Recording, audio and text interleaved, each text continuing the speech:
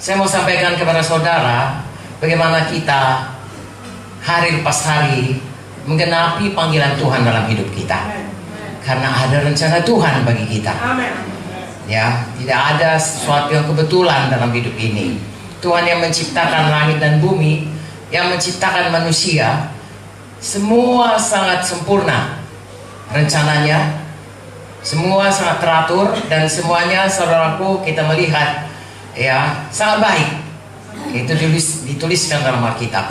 Mulai dari hari pertama, hari kedua, hari ketiga, sampai terakhir Tuhan menciptakan manusia. Tuhan berkata semua itu baik. Bahkan untuk manusia Tuhan berkata sangat baik. Jadi sebenarnya saudaraku, itulah rencana Tuhan. Biarlah kita masuk dalam rencana Tuhan itu. Kalau kita baca dalam buku Kejadian, bagaimanakah rencana Tuhan, bagaimanakah kehendak Tuhan bagi manusia, kita bacalah sama-sama. Kejadian 1 ayat 26, 27, 28. Apa kata Tuhan mengenai manusia? Berfirmanlah, sama-sama kita baca.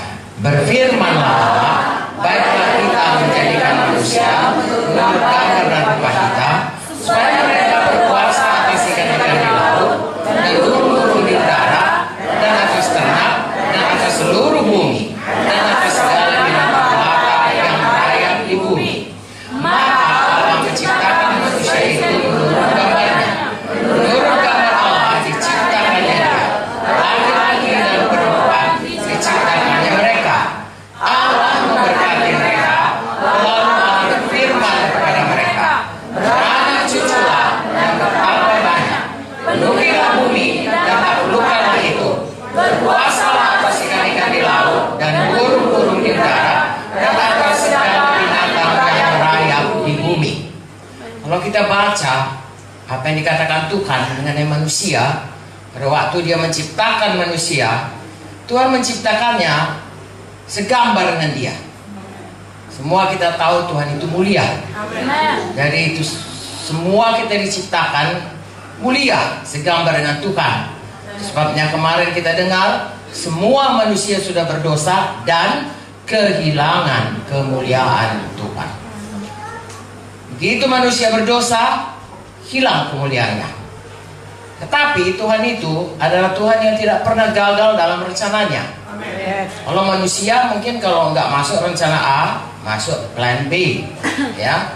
Tetapi Tuhan tidak. Sekali Dia mempunyai rencana, Dia akan terus mau rencananya itu dijadikan. Kalau Dia mau menciptakan manusia segambar dengan Dia, maka Tuhan akan membuka jalan. Walaupun manusia itu sudah jatuh kepada dosa, Tuhan punya rencana bahwa manusia itu akan dipulihkan segambar dengan Dia. Amen.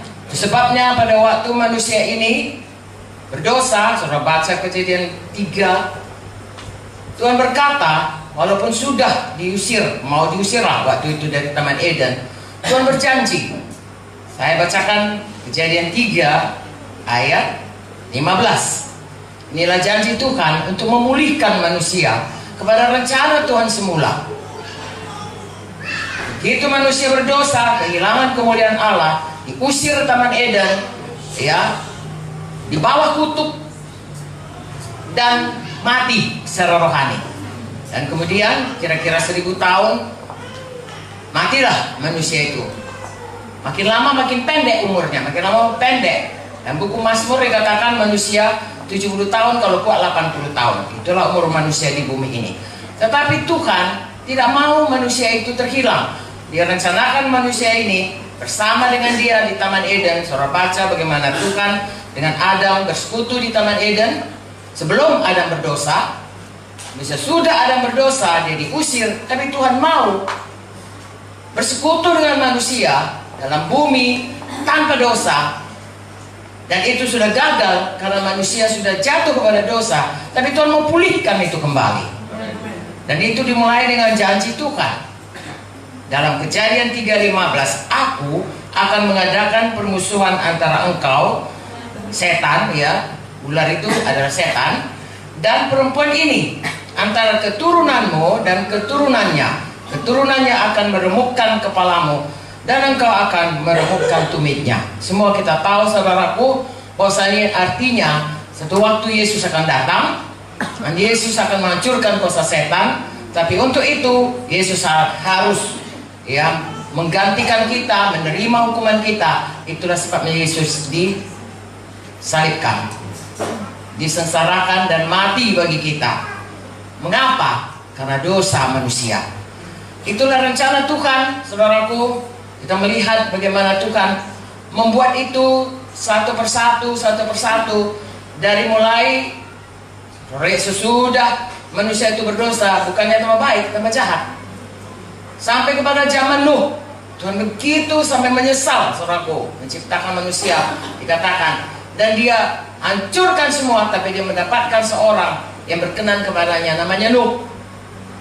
Dari Nuh itulah Tuhan membuka lagi ras manusia ini beserta dengan anaknya 3 orang, menantunya 3 orang, dan istrinya 8 orang. Mereka saudara memulai manusia baru lagi di muka bumi ini.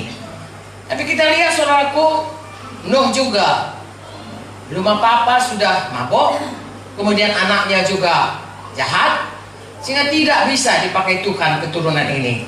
Satu waktu Tuhan memanggil Abram, dan Abram saudaraku, dia patuh, dia percaya kepada Tuhan, dan Tuhan memakai dia daripada keturunannya untuk memberkati bumi ini. Memang saudaraku, kalau dikatakan berkat Abraham, kita selalu berpikir berkat yang diberkati secara materi, diberkati secara kesehatan. Tapi berkat yang sesungguh-sungguhnya daripada Abraham adalah keturunannya memperanakkan Tuhan Yesus, yaitu Yesus anak Daud.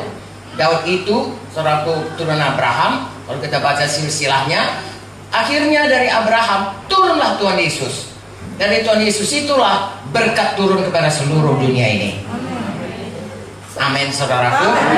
Jadi Tuhan tidak pernah berhenti atau gagal dalam rencananya. Rencananya saudaraku digenapi melalui Tuhan Yesus.